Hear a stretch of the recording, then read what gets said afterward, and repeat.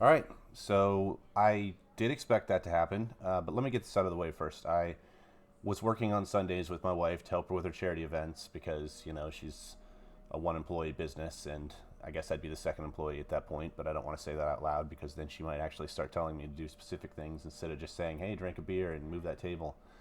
Anyway, that's over with now, so I'm going to try to get back to these videos and really was hoping to make this kind of a funnier one and kind of have some cool little clips spliced in and some funny things like that. But I was going to really let the game decide, and it wasn't that great of a game. I mean, we started out hot. We've done that many times. I mean, even the announcers were saying it. We seem to be a team that has this really good scheme going, and then somehow we just run into a point where we can't execute.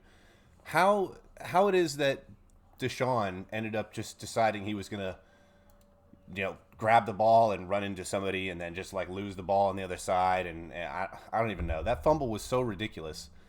But I think that's like where the tide turned. I mean, we really couldn't get it back together at that point.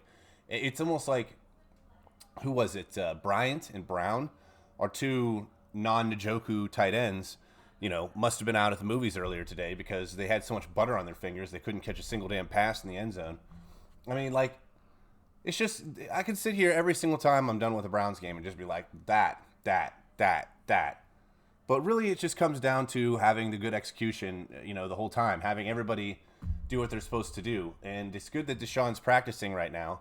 I've been saying it, and I tried to actually find the clip earlier so I could put it in here of the guy who'd said at the beginning of the year, at least one person said it, that if we gave the keys to Deshaun with 4 wins, there's potential that he could win out, and we could still be in the playoffs.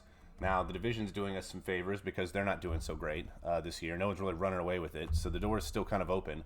We're not obviously like directly in position to compete right now, but we have some possibilities. The worst thing we're going to do after Deshaun comes back would be playing the Ravens at home probably. But I mean, we can handle the Ravens. We pretty much handled Josh Allen today, and I think he's a much better quarterback than Lamar Jackson. I mean, they're slightly different, obviously. Lamar Jackson can run a little bit better. But still, I just feel like Lamar Jackson values himself to be like the next Michael Vick or something. And, he wants that money too. He wants the money to reflect his abilities, but he's just not going to get it. So until that happens, he's not going to be fully committed. He's not going to want to break himself. What if he has to go somewhere else, He has to play somewhat reserved. So I'm not really too worried about them. Now, the Buccaneers, a very beatable team right now. Tom Brady's in full spiral mode. And, I can tell you I have Leonard Fournette on my team. He's not having the greatest year either. It's just the team is it's the one out of the last 3 games that I thought we could win. I didn't think we could win this one. Watched it to the end. I hoped somehow we could pull it out. Of course, that didn't happen. But, damn it if it wasn't just because of these silly-ass receivers. That's the thing I'm worried about Deshaun Watson. Like, he's going to make better decisions, hopefully. And he's going to be more mobile. I mean, watching Jacoby Brissett run is like watching, an overweight person try to run. I mean, he is so clunky out there. He has no, like, left or right. He just sort of, like, barrels forward and then falls over. And it's like, I don't know. Deshaun's going to be better than that. I'll give him that. But if he's hitting Bryant on his hands or Brown on his hands right in the end zone and they're not catching it, then, like, what's the difference here? Do we just need better receivers? I mean, Jacoby wasn't, like, in this entire year, really, he hasn't just been, like, wildly throwing the ball all over the place. He hasn't been missing people by miles like Baker did. He's usually pretty close. And today, I mean, he was close to an interception once or twice, but, I mean, for the most part, he was putting the ball only where people could get it. Held on to the ball a little bit too much, but I don't know. So when we get to Sean, what's the major improvement we're seeing here? A little more mobility. I don't know. Hopefully receivers catch the ball better, but like we obviously don't have a ton of great receivers if they're not catching the ball. I mean, we got a bajillion tight ends that can't catch the ball, and it used to just be a Njoku thing altogether, or only, or I should say, exclusively to himself.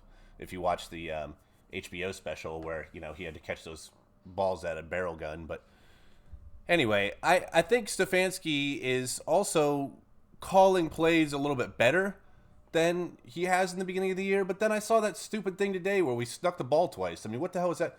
I got like flashbacks of Freddie Kitchens where, I don't know if you remember, but there was a time where we ran the ball 3 times trying to get 1 yard, and we got stopped every time. And then they committed a penalty. we actually got a fresh set of downs. We ran the ball 3 more times, maybe even 4 more times, and we didn't get across.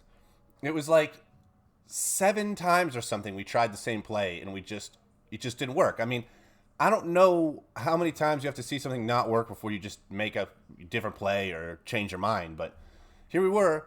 Jacoby rushed the ball, couldn't get a yard, and they got plowed backwards. He made no progress. It wasn't even like kind of a promising play. So why did we go right back to that play? I don't get it. We got plenty of good running backs. We got a great line.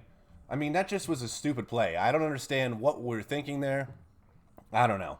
So, again, when we get Deshawn back, we're just still have the same coach and still have the same receivers.